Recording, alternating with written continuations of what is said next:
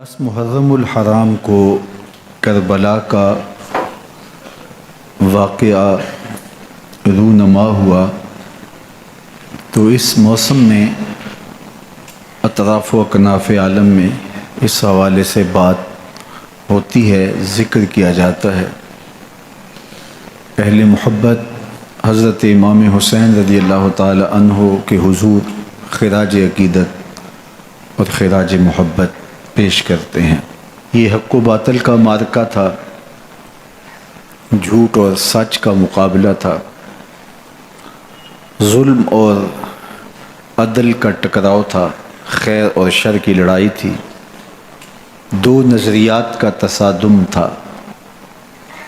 ایک طرف امام حسین رضی اللہ تعالی عنہ اور ان کے 72 جانثار تھے، اور دوسری طرف یزید اپنی تمام تر قوت کے ساتھ موجود تھا۔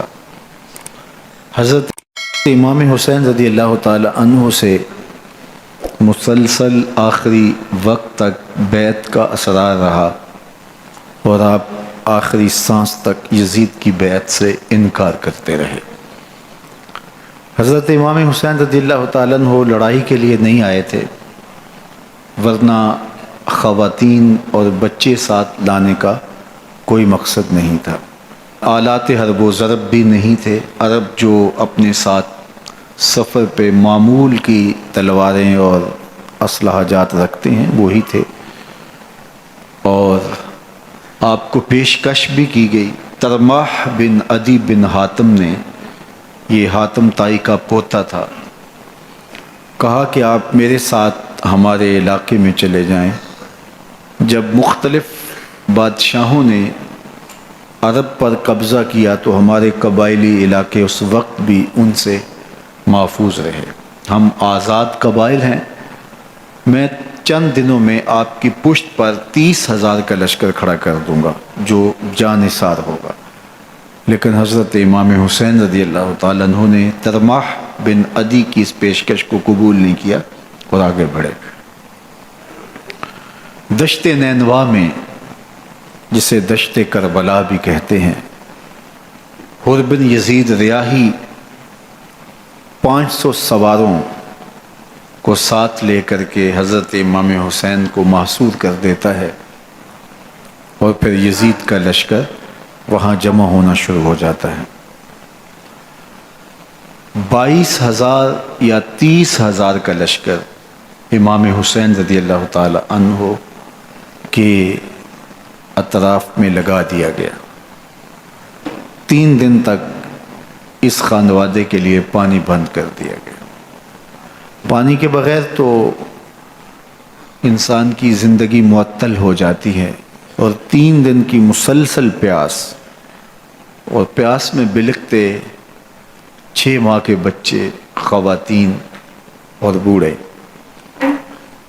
لیکن عزیمت کی راہوں کے یہ مسافر کسی صورت بھی یزید سے بیعت کرنے پہ آمادہ نہ ہوئے۔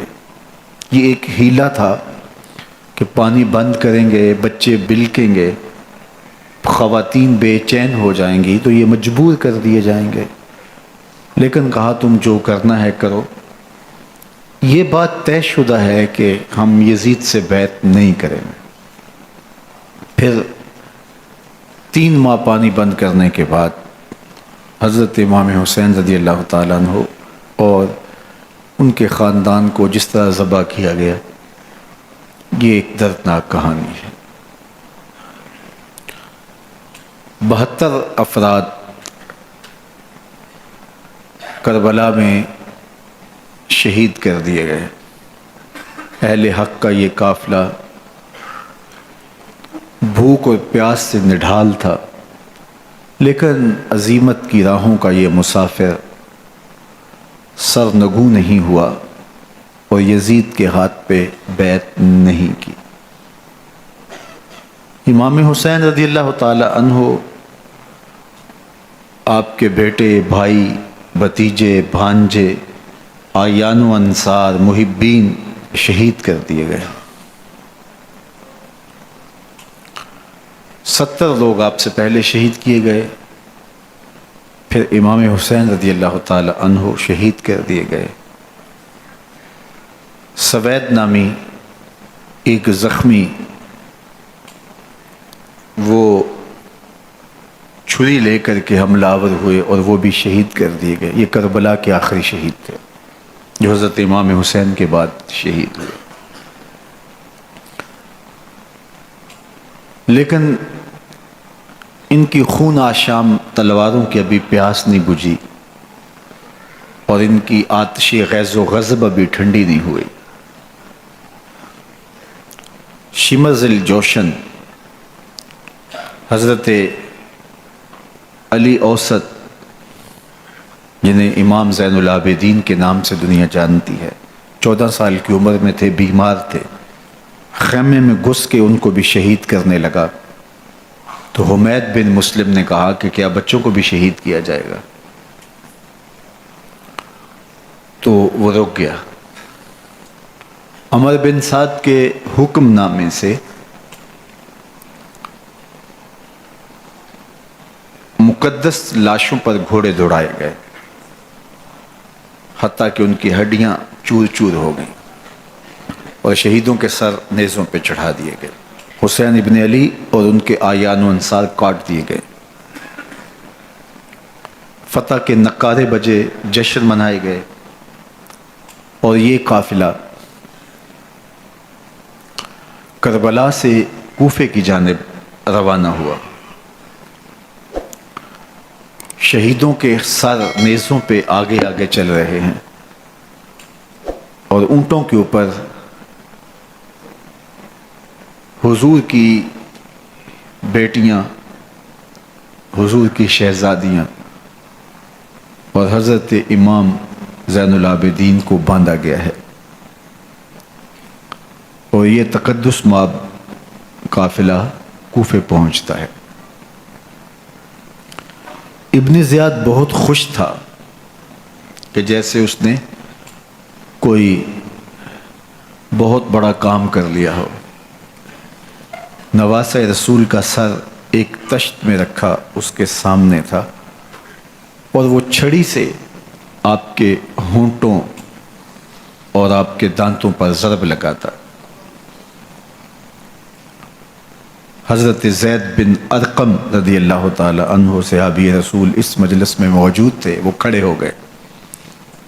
غصے سے ان کا بدن کانپ رہا تھا اور آپ نے کہا، ظالم، چھڑی کو یہاں سے ہٹا لے. میں نے خود ان آنکھوں سے رسول اللہ کو یہ ہونٹ چومتے ہوئے دیکھا ہے. ابن زیاد غصے میں بپھرا ہوا بولا، اگر تو بوڑھا نہ ہوتا تو میں تیری گردن اڑا دیتا. حضرت زید بن ارقم روتے ہوئے دربار سے باہر نکلے اور ساتھ اہل کوفہ کو مخاطب کر کے کہا کہ اہل کوفہ، تم نے حسین ابن علی کو شہید کر دیا اور ابن مرجانہ کے غلام بن گئے. حضرت زینب سلام اللہ علیہا ایک کونے میں بیٹھی تھی، پرانے کپڑوں میں ملبوس. ایک وہ وقت بھی تھا کہ سیدہ زینب سلام اللہ علیہا جب کوفے میں آئیں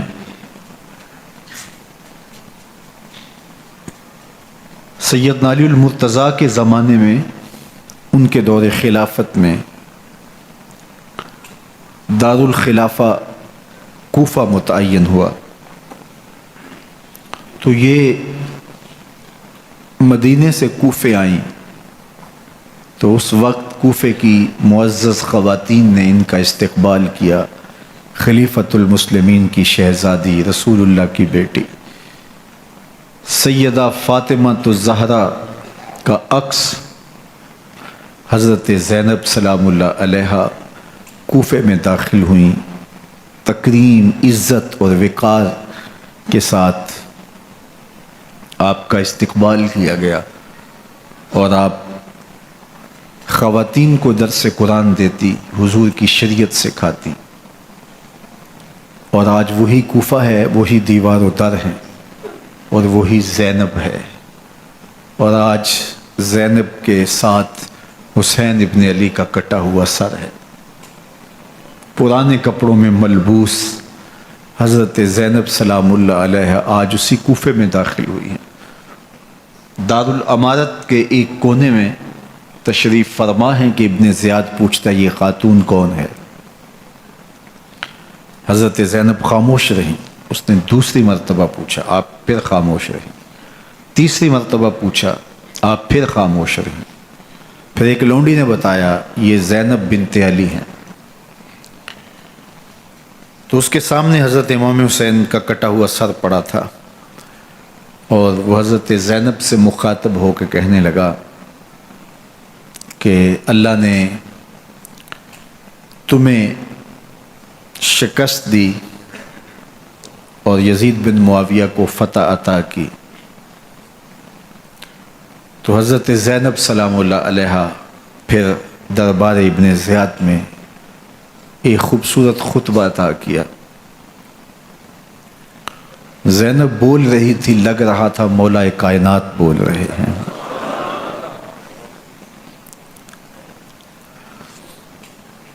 یہ خطبہ بامر مجبوری تھا، ابن زیاد کی خرافات کا جواب تھا۔ تو ابن زیاد سے اس کا جواب تو نہ بن پڑا، لیکن کہنے لگا کہ بڑی مکفہ اور مسجع گفتگو کی، تمہارا باپ علی بھی بہت اچھا شاعر تھا۔ تو سیدہ زینب سلام اللہ علیہ نے فرمایا ہمیں مکفہ گفتگو سے کیا غرض، یہ تو ایک حقیقت ہے جو ہم نے بیان کی۔ تو حضرت علی اوسط امام زین العابدین بھی پاس تھے، تو دیکھ کر کے کہنے لگا کہ یہ لڑکا کون ہے؟ تو فرمایا میں علی بن حسین ہوں۔ تو کہا کہ انہیں تو قتل کر دیا گیا۔ کہا وہ میرے بھائی تھے اور ان کا نام بھی علی تھا، میرا نام بھی علی ہے۔ تو اس نے کہا کہ اس لڑکے کو لے جاؤ اور قتل کر دو۔ حضرت زینب علی اوسط امام زین العابدین کے ساتھ چمٹ گئیں اور کہا کہ اگر تم اسے قتل کرو گے تو اس کے ساتھ مجھے بھی قتل کرنا ہوگا۔ تو ابن زیاد کہنے لگا کہ یہ عورت سچ کہتی ہے، واقعی اس کے جذبات یہی ہیں۔ اور الصلاۃ جامعہ کی پکار کے ساتھ مسجد کوفہ میں آ گیا۔ کوفے کے لوگ سارے ابن زیاد کے سامنے تھے۔ امام حسین کا کٹا ہوا سر ابن زیاد کے سامنے تھا، اور اس نے کہا کہ اللہ نے یزید بن معاویہ کو فتح دی اور کذاب ابن کذاب معاذ اللہ حسین ابن علی کو شکست دی۔ جب اس نے یہ بات کہی تو عبداللہ بن عفیف الازدی رضی اللہ تعالی عنہ موجود تھے، وہ کھڑے ہو گئے۔ غصے سے ان کا بدن کانپ رہا تھا، اور آپ نے پوری ہمت کے ساتھ ابن زیاد کو جواب دیتے ہوئے کہا، ظالم، حسین سچا، حسین کا باپ بھی سچا، تو جھوٹا، تیرا باپ بھی جھوٹا، جس نے تجھے امیر بنایا وہ بھی جھوٹا۔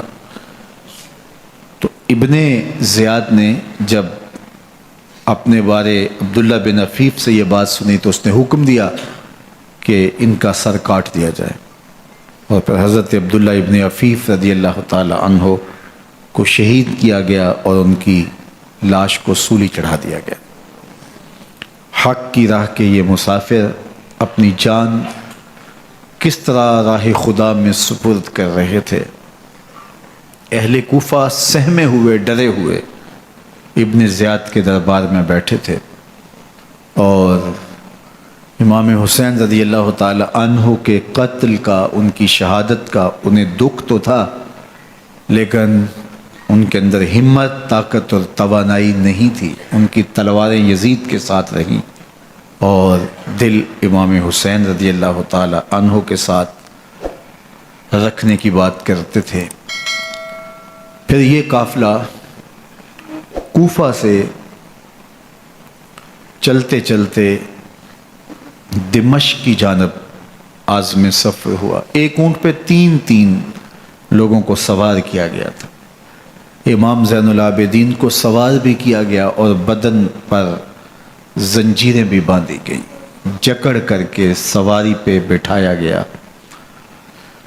اللہ اکبر! جہاں جہاں سے یہ لوگ گزرتے لوگوں کو ان کی حالت پہ رحم آتا۔ بہت سارے لوگ نہیں جانتے تھے یہ کون ہیں۔ عمومی طور پہ راستوں میں یہی بتایا گیا کہ کچھ باغی لوگ ہیں جنہوں نے حکومت سے بغاوت کی، تو ان کے کیفر کردار تک پہنچا دیا گیا۔ راستے میں ایک گرجا گھر آیا اور وہاں یہ لوگ رات رکتے ہیں۔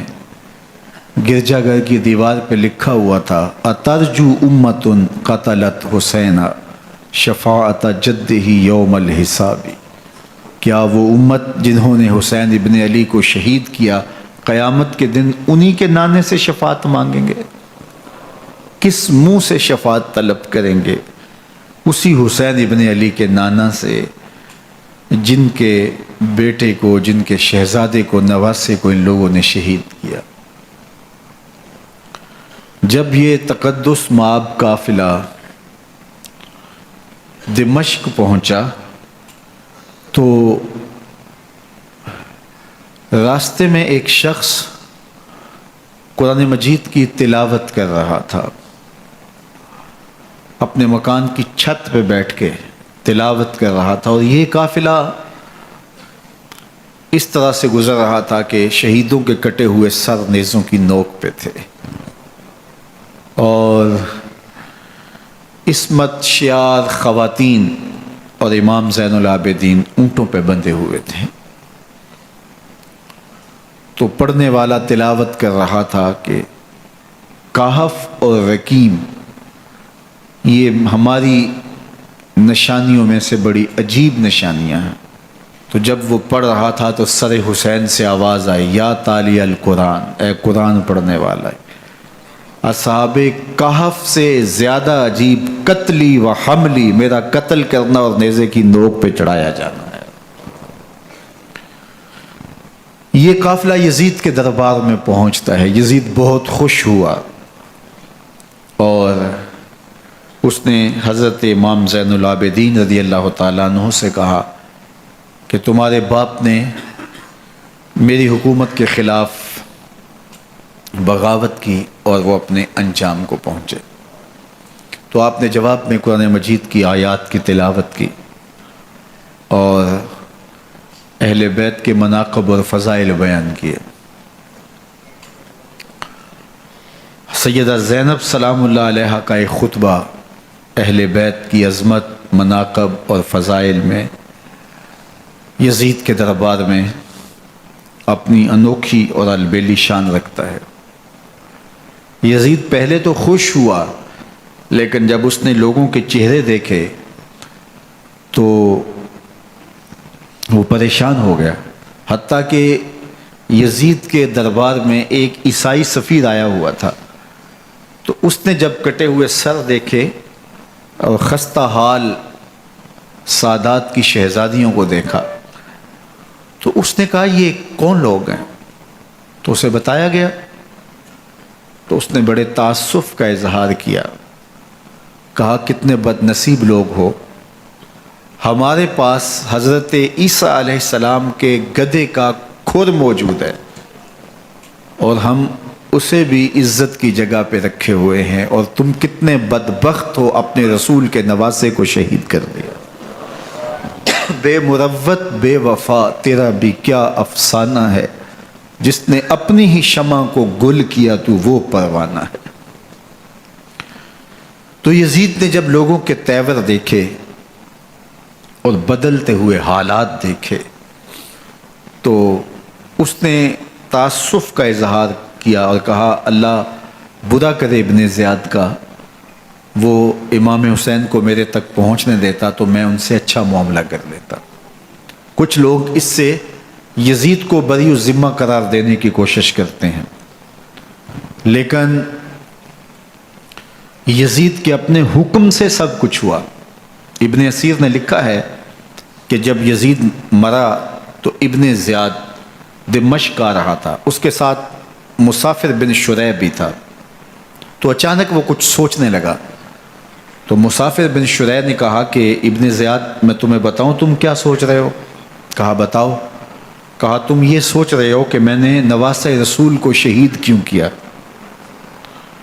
تو کہنے لگا کہ یہ مجھے یزید کا حکم تھا، اور اگر میں نواسہ رسول کو شہید نہ کرتا تو وہ مجھے قتل کر دیتا۔ اور جب مسلم بن عقبہ کو مدینہ المنورہ کی حرمت کو پامال کرنے کے لیے اور حضرت عبداللہ ابن زبیر رضی اللہ تعالیٰ عنہ کی خلافت کے اعلان کے بعد مکہ المکرمہ پر حملے کے لیے جو یزید نے بھیجا، تو اس سے قبل اس نے ابن زیاد کو کہا کہ یہ کام تم کرو۔ تو ابن زیاد نے جو جواب دیا وہ یہ تھا کہ میں تمہارے کہنے پہ پہلے ہی نواسہ رسول کو شہید کر چکا ہوں، اب نواسہ رسول کو شہید کرنا اور کعبۃ اللہ کی حرمت کو پامال کرنا، یہ دو چیزیں میں جمع نہیں کروں گا۔ اور اس نے بادشاہ کے حکم کا انکار کر دیا۔ تو یزید نے امام حسین رضی اللہ تعالیٰ عنہ کی شہادت کا حکم دیا تھا ابن زیاد کو، اور یہ دو گواہیاں میں نے ابن زیاد سے آپ کے سامنے رکھی ہیں۔ باقی اس کا یہ سیاسی پینترا کہ وہ تعصب کا اظہار کرے، تو قاتل کی پشیمانی مقتول کی اہمیت تو بڑھا سکتی ہے، لیکن قاتل کے دامن سے قتل کا داغ نہیں دھو سکتی۔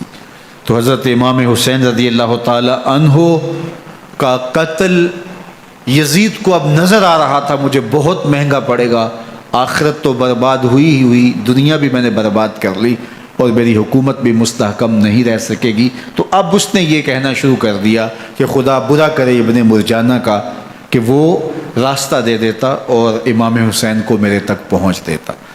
حضرت امام زین العابدین سے اب وہ لجاجت کرنے لگا اور کہنے لگا کہ حضرت آپ کچھ ارشاد فرمائیے۔ تو آپ نے تین چیزیں ارشاد کی۔ آپ نے فرمایا ایک تو ہمیں خیریت سے مدینے بھیج دو، اور دوسری بات کہ قاتلان حسین کو ان کے کیفر کردار تک پہنچاؤ، اور تیسری بات مجھے دمشق کی جامعہ مسجد میں خطبہ جمعہ کی اجازت دو۔ اس نے کہا کہ خطبہ جمعہ کی اجازت بھی دیتا ہوں، آپ کو خیریت سے مدینہ المنورہ بھی روانہ کر دیا جائے گا، لیکن قاتلان حسین کو کیفر کردار تک پہنچانا یہ میرے بس میں نہیں ہے، یہ ممکن نہیں ہے۔ اب مجھے بتائیے، حاکم وقت ہو اور اتنا بڑا سانحہ اور واقعہ ہو گیا ہو، تو وہ وہیں کھڑے کھڑے معذرت کر لے کہ یہ اس بات کو رہنے دو، تو اس کا مطلب سمجھنے میں کسی بھی باشعور شخص کو دیر نہیں لگتی۔ اسے چاہیے تھا کہ وہ کہتا کہ میں اس کی تحقیق کروا کے جو بھی مجرم ہے وہ کیفر کردار تک پہنچے گا، اور آپ نہ بھی کہتے تو یہ میں کرتا چونکہ میں حاکم وقت ہوں۔ لیکن اس نے فوراً کہا کہ یہ ممکن نہیں ہے، تو اس کا مطلب کیا کہ مجرم میں خود ہوں، تو میں اس سے جو ہے وہ بچنا چاہتا ہوں۔ تو اس نے حضرت امام زین العابدین کو کہا دو شرطیں تو قبول ہیں، لیکن یہ تیسری شرط قبول نہیں ہے اور یہ ممکن نہیں ہے۔ تو یہ واضح اس بات کا اشارہ ہے کہ یزید کے حکم سے، اس کی منشا سے اور اس کے کہنے سے حضرت امام کو شہید کیا گیا، اور اس نے حضرت امام حسین رضی اللہ تعالی عنہ کے مبارک لبوں پر چھڑیاں بھی ماری اور آپ کے دانتوں پر ضربیں لگائیں چھڑیوں کی۔ وہ تو ایک صحابی وہاں موجود تھے جو کھڑے ہو گئے، انہوں نے کہا ارفع ھذا القدیب عن ھاتین الشفتین، ان ہونٹوں سے چھڑی ہٹا لے، میں نے ان آنکھوں سے رسول اللہ کو یہ ہونٹ چومتے ہوئے دیکھا ہے۔ جس طرح ابن زیاد کے دربار میں ہوا تو یہاں بھی ہوا۔ اللہ اکبر۔ تو یزید اپنے تئیں خوش تھا، لیکن لوگوں کے احتجاج کی سکت نہیں لا سکتا تھا کہ نواسہ رسول کو شہید کر دیا گیا، تو وہ یوں اپنی بات کو چھپانا چاہتا تھا، اور بات ابن مرجانہ ابن زیاد پہ ڈالنا چاہتا، لیکن ابن زیاد کہتا ہے کہ اگر یزید کے کہنے پہ میں امام حسین کو قتل نہ کرتا تو میں قتل کر دیا جاتا، اور میں غزوہ کعبہ اور قتل امام حسین دونوں کو جمع نہیں کر سکتا، لہٰذا اب میں یزید کا یہ حکم نہیں مانوں گا، اس نے پہلے مجھ سے بہت بڑی زیادتی کروائی ہے۔ یہ تاریخ کی معتبر کتابوں کے اندر موجود ہے۔ اب یزید نے کہا دو باتیں مان لیتا ہوں، آپ کو مدینہ المنورہ بھی رخصت کر دیتے ہیں، اور دوسرا آپ کو مسجد دمشق میں خطبہ کی اجازت بھی دیتے ہیں۔ اللہ اکبر، یہ وقتی تصرف تھا اس کا، ورنہ یہ کون ہے اجازت دینے والا؟ ممبر تو حسین ابن علی کے نانے کا ہے۔ خیر، مسجد دمشق میں گئے، لوگوں کا ہجوم تھا، حضرت امام زین العابدین ممبر پہ جلوہ فراز ہوئے۔ خطابت تو ان کے گھر کی لونڈی ہے، تو جب آپ نے کھڑے ہو کر کے خطبہ دیا اور فضائل و مناقب اہل بیت بیان کیے، لوگوں کے سینوں کے اندر آتش محبت اہل بیت کی جوش مارنے لگی۔ یزید ڈر گیا کہ اگر کچھ دیر خطبہ جاری رہا تو کہیں ایسا نہ ہو کہ لوگ میرے خلاف اٹھ کھڑے ہوں، تو اس نے مؤذن کو اشارہ کیا اور وہ اذان دینے لگا۔ تو اس نے کہا اللہ اکبر اللہ اکبر، تو حضرت امام زین العابدین نے کہا اس میں کوئی شک نہیں کہ اللہ سب سے بڑا ہے۔ پھر کہا اشہد ان لا الہ الا اللہ، تو امام زین العابدین نے فرمایا کہ ہم نے اس بات کی اپنے خون سے گواہی دی ہے کہ اللہ کے علاوہ کوئی معبود نہیں ہے۔ پھر اس نے کہا اشہد ان محمد رسول اللہ، تو حضرت امام زین العابدین نے یزید کی آنکھوں میں آنکھیں ڈال کے کہا یزید دیکھ، اذان میں تیرے نانے کا نام ہے یا میرے نانے کا نام ہے؟ تو حسین ابن علی رضی اللہ تعالی عنہ کا نام کبھی بھی مٹنے والا نہ زیاد کا وہ ستم رہا، نہ یزید کی رہی وہ جفا، رہا تو نام حسین جسے زندہ رکھتی ہے کرب۔ یزید نے امام حسین رضی اللہ تعالیٰ عنہ کو راستے سے ہٹا دیا، اس کا خیال تھا کہ یہ باغی ہیں اور میں ان کو کچل دوں۔ حضرت امام حسین شہید کر دیے گئے، ان کا خاندان شہید کر دیا گیا۔ صرف 14 سال کے امام زین العابدین رضی اللہ تعالی عنہ اس حادثے میں، اس واقعہ میں جو ہے وہ بچے، اور سب سے زیادہ دکھ اپنی آنکھوں سے انہوں نے دیکھے۔ کربلا کا منظر بھی دیکھا، کوفے کا دارالعمارہ بھی دیکھا، اور دمشق کا دربار یزید بھی دیکھا، اور پھر یہاں سے مدینے پہنچ کر اہل مدینہ سے جو سامنا ہوا امام زین العابدین نے وہ لمحے بھی دیکھے۔ کہتے ہیں اس واقعہ کربلا کے بعد حضرت امام زین العابدین کبھی ہنسے نہیں تھے، جب بھی پانی پینے لگتے تو رو پڑتے، انہیں شاید سکینہ کی پیاس یاد آ جاتی تھی۔ امام زین العابدین کا رنگ زرد ہو جاتا جب کربلا کی یاد آتی، اور بسا اوقات شہر سے وحشت ہونے لگتی اور دور باہر نکل جاتے اور جا کر کے وہاں خیمہ گاڑ لیتے اور مہینہ مہینہ وہاں ذکر و فکر اور عبادت میں لگے رہتے۔ امام زین العابدین کے ہاتھوں میں ہتھ کڑیاں، پاؤں میں زنجیریں، اور اونٹ پہ باندھ کر کے جب حضرت امام زین العابدین کو شہیدوں کی لاشوں کے قریب سے گزارا گیا تو غشی پہ غشی طاری ہو رہی تھی امام زین العابدین پہ، اور وہ گھڑیاں بھی امام زین العابدین پر کتنی دردناک تھیں کہ جب شہزادیاں اونٹوں کے ساتھ باندھی گئی تھی اور امام زین العابدین اپنے بابا کا سر اپنے سامنے چلتا ہوا دیکھتے تھے، اور یہ دردناک لمحے کہ جب رات کی گھڑی آئی تو زینب سلام اللہ علیہ نے دیکھا کہ زین العابدین کے آنسو نہیں تھمتے اور ان کو غشی پہ غشی آتی ہے، تو وہ آگے بڑھ کے ان کو اپنی آغوش میں سمیٹتی ہیں اور کہا زین العابدین کیا ہوا؟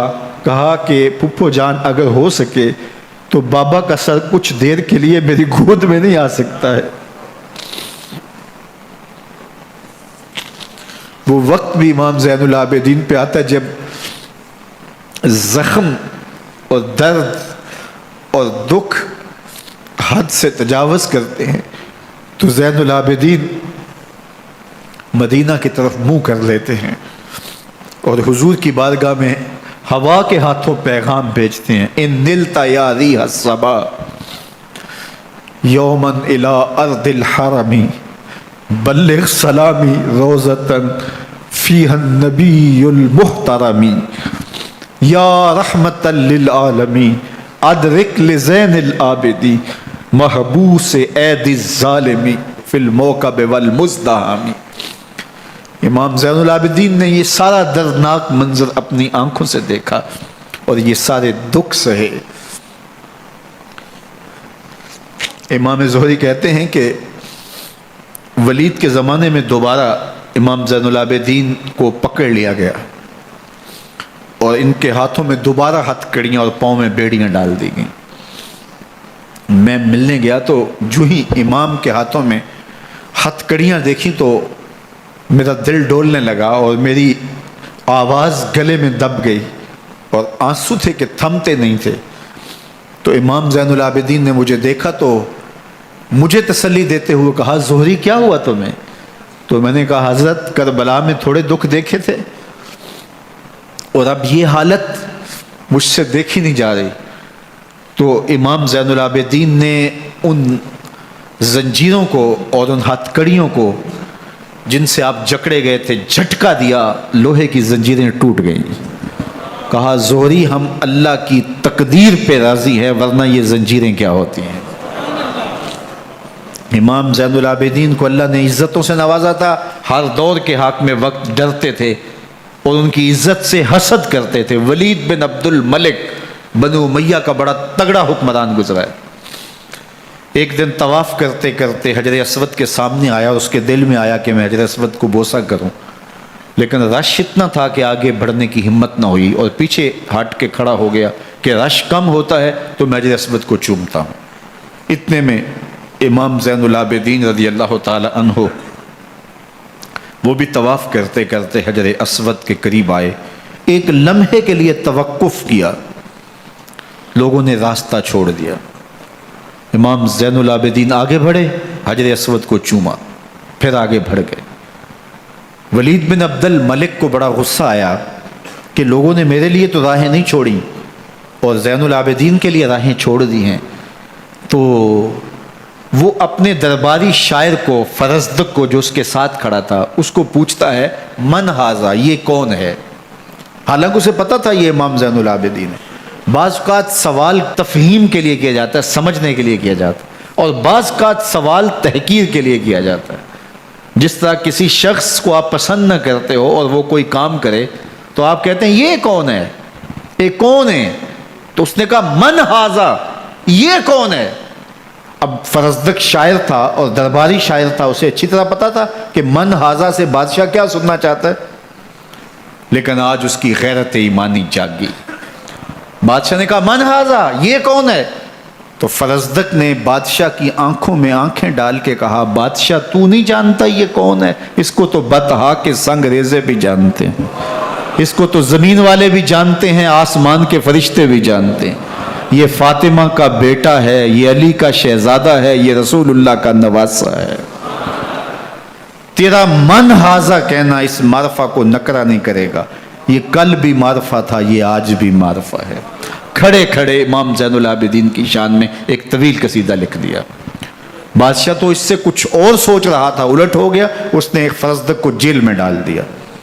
امام زین العابدین کو پتہ چلا، آپ نے اشرفیوں کی 2 تھیلیاں خادم کے ہاتھ بیچی کہ ہماری وجہ سے تمہارے اوپر یہ افتاد پڑی ہے۔ تو اس نے تھیلیاں قبول کی، چوما آنکھوں سے لگائیں اور پھر خادم کے ہاتھ میں دیتے ہوئے کہا امام کو میرا سلام دے دینا اور کہنا حضرت ساری زندگی نے ٹگوں کے لیے، ان پیسوں کے لیے، اشرفیوں کے لیے شاعریاں کی ہیں، یہ جو میں نے قصیدہ لکھا ہے آپ کے نانا کی شفاعت کے لیے لکھا ہے، جو دلوں کو فتح کر لے وہی فاتح زمانہ۔ امام حسین کو تو کاٹ دیا گیا نا، اس لیے کاٹ دیا گیا کہ یہ ہماری حکومت سے بغاوت کر رہے ہیں، انہوں نے یہ کہا، بہانہ یہ بنایا، نظم حکومت میں یہ مخل ہو رہے ہیں، لہٰذا انہیں شہید کر دیا گیا۔ نہ صرف انہیں شہید کیا گیا، سر کاٹے گئے، نیزوں کی نوک پہ چڑھائے گئے، لاشوں پہ گھوڑے دوڑائے گئے۔ کیا کیا ظلم تھا، کیا کیا جبر تھا جو روا نہیں رکھا گیا، پیاسا رکھا گیا، بھوکا رکھا گیا، 6 ماہ کے بچے بھی نہیں چھوڑے گئے۔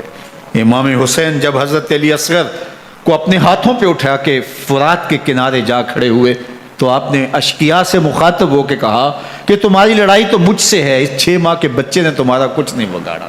چلو سے پانی بھرا تاکہ اصغر کا حلق تر ہو جائے، تو پانی ابھی حلق تک نہیں پہنچا، 2 شاخہ سن سناتا ہوا تیر آیا اور علی اصغر کا گلا چیر گیا۔ اور کہتے ہیں وہ جو تیر تھا جو حضرت علی اصغر کا گلا چیر کے آگے گزرتا ہے، وہ تیر تھا جو جانوروں کو مارنے کے لیے استعمال کیا جاتا ہے۔ گردن لٹک جاتی ہے، خون بہنے لگتا ہے۔ امام حسین اس خون کو آسمان کی طرف اچھال کے کہتے ہیں مالک حسین کی یہ قربانی بھی قبول فرما لے۔ نسل مٹا دی گئی، شہید کر دیے گئے، گھوڑے دوڑائے گئے، سادات کرام عصمت شعار پیغمبر زادیوں کو اونٹوں پہ بٹھایا گیا، رسیوں سے جکڑا گیا، چادریں چھیننے کی کوشش کی گئی، کیا کچھ نہیں ہوا۔ تاریخ دردناک ہے، اور یہ پیغمبر کے ماننے والوں نے، کلمہ پڑھنے والوں نے یہ سب کچھ کیا۔ بے مروت بے وفا، تیرا بھی کیا افسانہ ہے، جس نے اپنی ہی شمع کو گل کیا تو وہ پروانہ ہے۔ لیکن یزید کی دلیل یہ تھی کہ یہ حکومت کا نظم چلتا ہے، اسے چلنے دیا جانا چاہیے، انہوں نے کیوں رکاوٹ ڈالی ہے، لہٰذا یہ باغی ہیں، ان کو کاٹ دیا جائے۔ میں کہتا ہوں امام حسین کو شہید کر دیا گیا، ان کے اعیان و انصار کو شہید کر دیا گیا، پورے خاندان کو پیاسا رکھ کے ذبح کر دیا گیا، 6 ماہ کے بچے بھی نہیں چھوڑے گئے، 80 سال کے بوڑھوں کو بھی شہید کیا گیا، خواتین کو اونٹوں پہ بٹھایا گیا، اور گلی گلی عصمت معاب پیغمبر رحمت کی شہزادیوں کو کوفے اور دمشق کے بازاروں کے اندر بھرایا گیا۔ تو مجھے بتائیں اس کے بعد یزید کی حکومت نے کیا کیا، ان کا کیا کارنامہ تھا؟ کتنے محدث پیدا ہوئے، کتنے مفکر پیدا ہوئے، کتنے جرنیل پیدا ہوئے، کتنے صوفی پیدا ہوئے؟ کون تھا جو ان کے تخت و تاج اور ان کی حکومت جس کو بچانے کے لیے اتنا بڑا حادثہ کر دیا اور پیغمبر کے بیٹوں کو شہید کر دیا؟ تو کیا پھر اس حکومت نے کیا یزید نے؟ یزید کا اپنا بیٹا تخت پہ بیٹھنے کے لیے تیار نہیں تھا۔ 6 ماہ کے بعد اس کی لاش گھر سے نکلی، اس نے کہا کہ یہ تخت جو ہے وہ آل رسول کے خون پہ بنا ہے، میں اس پہ نہیں بیٹھوں گا، اور رسوا ہو گئے۔ اور یزید جس کو زوم تھا کہ میں اتنی بڑی سلطنت کا مالک ہوں، اس کو بچانا ہے، اس سلطنت نے اسلام کے لیے کیا کیا؟ مجھے بتاؤ، کون سے جرنیل پیدا کیے، کون سے حکمران پیدا کیے، اس نے کون سے توانا لوگ پیدا کیے، کون سے محدث، کون سے مفکر، کون سے مسلح پیدا کیے؟ اور جس خاندان کو کاٹ دیا گیا، صرف ایک 14 سال کا علی اوسط زین العابدین بچا۔ اور ذرا حسین ابن علی کی نسل دیکھو، جعفر صادق کس نسل سے ہیں، باقر العلوم کس نسل سے ہیں، حضرت غوث اعظم کس کے شہزادے ہیں، حضرت داتا گنج بخش علی حجویری کس کے بیٹے ہیں، اور حضرت معین الدین چشتی اجمیری کس کے بیٹے ہیں؟ آج زمانے کو جو بھی دیا ہے حسین کے بیٹوں نے دیا ہے۔ یزید تخت بچا کر بھی امت کو کچھ نہ دے سکا، اور امام حسین نے سب کچھ لٹا کے امت کو ایمان کی بہاریں عطا کر دی۔ آج جہاں بھی ممبر و محراب کی رونق نظر آ رہی ہے، اس کے پیچھے حسین کا کوئی بیٹا کھڑا ہوا نظر آئے گا۔ اللہ اکبر! اس دین کے خاکے میں رنگ ہی حسین ابن علی کے خون نے بھرا ہے۔ حسین اگر نہ شہید ہوتا تو آج گھر گھر یزید ہوتا، اسلام کی عظمت عیاں نہ ہوتی، خدا کے گھر میں اذان نہ ہوتی، بار الہ نوحہ سناتا پھرتا، تا روز جزا اشک بہاتا پھرتا، امداد نہ کرتے اگر کربلا میں حسین، اسلام تیرا ٹھوکریں کھاتا۔